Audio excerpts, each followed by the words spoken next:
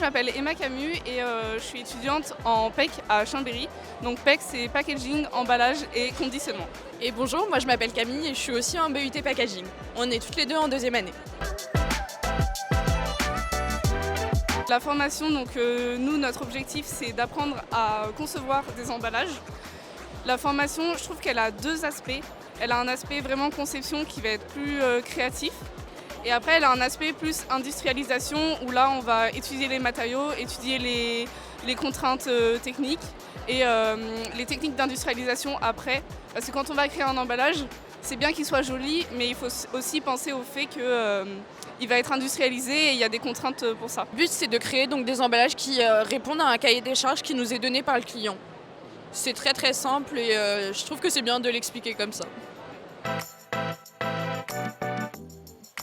Du coup, nous, on est à l'université Savoie-Mont-Blanc, qui est située donc à Chambéry et plus précisément au Bourget-du-Lac. Donc il y a plusieurs organismes, il y en a un à Annecy, un campus au Bourget-du-Lac et un campus à Jacob. Donc c'est tout autour de Chambéry, donc en Savoie ou en Haute-Savoie.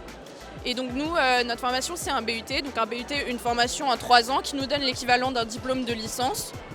À la suite de notre BUT, on a la possibilité de continuer nos études et réaliser un master pour avoir éventuellement un diplôme d'ingénieur ou alors de directement continuer dans le monde du travail.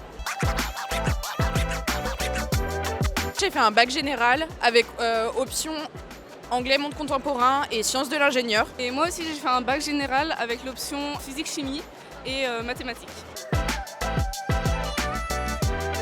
Pour moi, non, puisque dans notre formation, dans notre promo, on a des personnes qui viennent de plein d'univers différents, on va dire. Les spécialités qu'on a choisies au lycée, elles n'ont pas énormément compté dans notre recrutement. Si on n'a pas fait des spécialités qui étaient scientifiques, je trouve que c'est quand même assez important de savoir réfléchir scientifiquement, savoir une démarche, connaître la démarche scientifique, etc. Notre formation, c'est une formation qui n'est pas du tout connue. Quand on va sur Parcoursup, on ne la voit pas forcément, on ne nous en parle pas forcément. Moi, je suis tombée dessus par hasard parce que je ne savais pas quoi faire et j'ai fait beaucoup de portes ouvertes et je suis tombée dessus par hasard. Et en fait, c'était exactement ce que je cherchais parce que je cherchais quelque chose qui était créatif, où je pouvais vraiment exprimer ma créativité, mais aussi où j'allais avoir besoin d'avoir des compétences scientifiques et techniques. Donc c'est vraiment ça qui m'a intéressée, le fait que c'est vraiment bidimensionnel, quoi. Alors moi, c'était pas du tout ce que je voulais faire à la base. Mon premier vœu sur Parcoursup, c'était une école d'architecture. Sauf que j'ai pas été acceptée. Et donc en discutant avec une amie qui fait cette formation, elle m'a expliqué un peu ce qu'elle faisait. Et ça m'a beaucoup intéressée et j'ai voulu aller voir par moi-même ce que c'était. Et finalement, j'ai décidé de rester et de ne pas me réorienter parce que je trouve que c'est une formation géniale qui est vraiment pluridisciplinaire. On fait énormément de choses différentes et je pense que ça peut plaire à n'importe qui. Quand je parle de ce que je fais et de ma formation, surtout du fait que je fais des emballages, les gens ils pensent que je travaille en usine et que je vais mettre les produits, faire du conditionnement en fait, mettre les produits dans les emballages et que je vais travailler en usine. Alors qu'en fait c'est bien plus que ça. Il y a vraiment une réelle réflexion, déjà nous on conçoit, il y a vraiment une réelle réflexion, il y a beaucoup de connaissances à avoir. Donc c'est vrai que c'est un peu sous-estimé comme formation et comme domaine. Parce qu'on comprend pas, en fait, les gens ne comprennent pas ce qu'on fait. Moi, les gens autour de moi ne comprennent pas ce que je fais et ils pensent que je vais travailler en usine et monter des boîtes, etc. Mais souvent, quand je parle de ma formation, on rigole. Les gens rigolent. Parce que pour eux, c'est typiquement, comme elle a dit, la personne qui travaille chez Amazon et qui met les produits dans les colis. Alors que notre formation, c'est bien plus que ça. Le conditionnement fait partie de notre formation. Donc il va y avoir des gens qui vont s'orienter vers le conditionnement. Et donc là, à ce moment-là, ça va être, emballer des choses. Mais il y a bien plus que ça. Il y a toute la partie, comme on a dit, toute la partie éco-conception, toute la partie conception, la partie graphisme, la partie étude des matériaux, le contrôle qualité, tout ce qui se passe donc, au niveau de les usines, la chaîne de conditionnement. Et c'est bien plus que juste emballer des choses.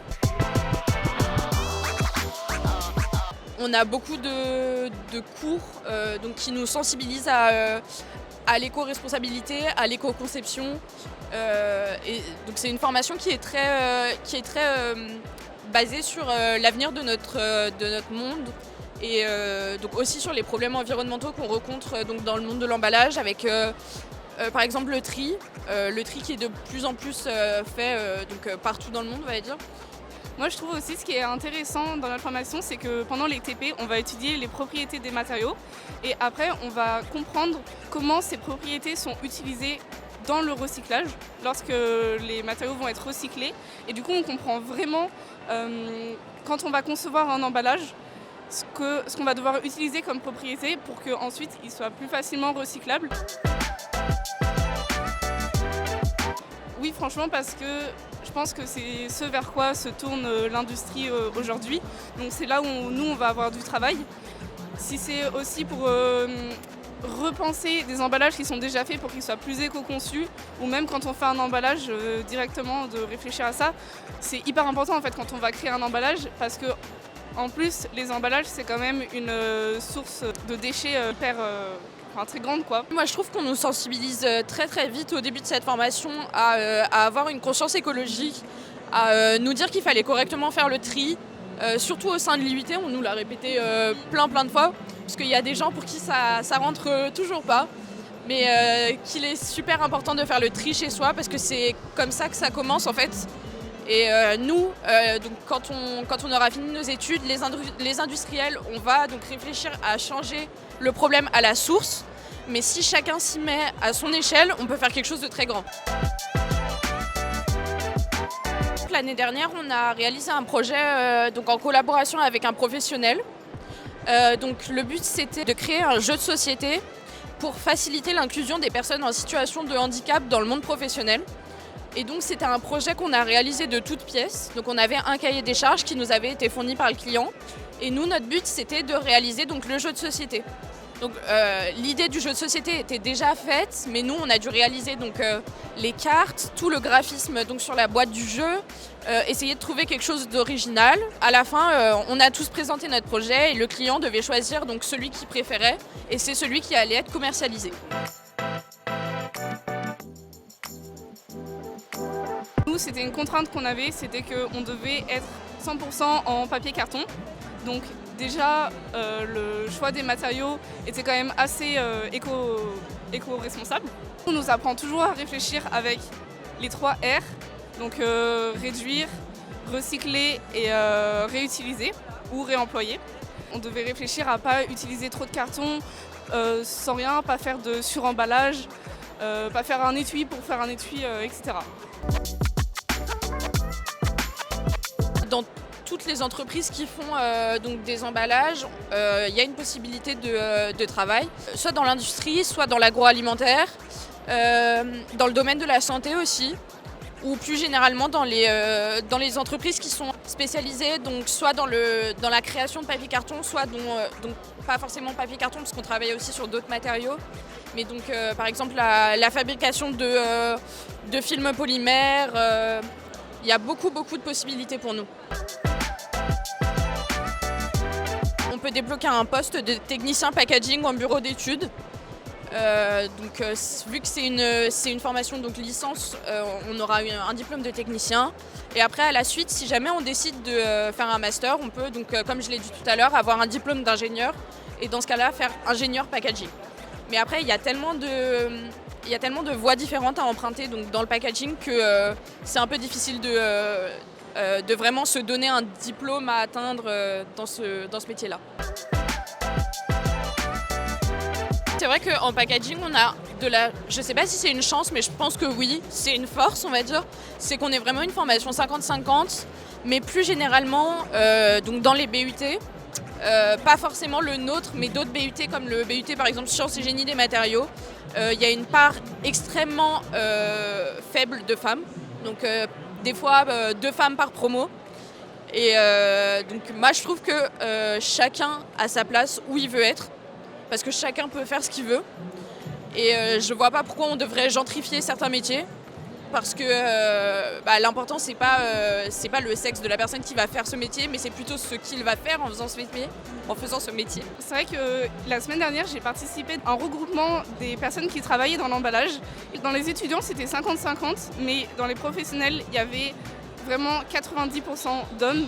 Et c'est vrai que peut-être qu'il y a pas mal de femmes et de plus en plus de femmes qui travaillent dans ce milieu et dans l'industrie, mais ceux qui sont le plus haut, ça reste quand même complètement masculin.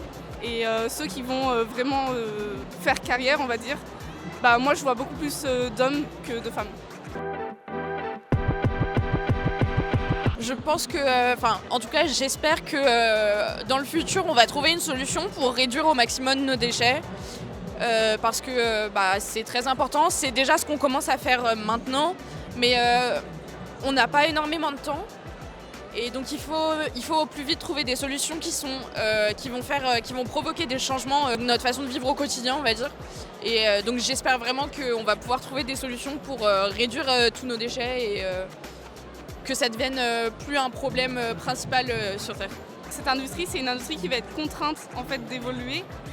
On va être obligé de se tourner vers du réemploi, de la réutilisation, du recyclage, etc. Moi, j'en suis plutôt contente parce que ça va donner place à plein d'innovations. On va devoir changer notre manière de concevoir les emballages et de concevoir aussi plein d'autres choses. Je suis plutôt optimiste sur ça.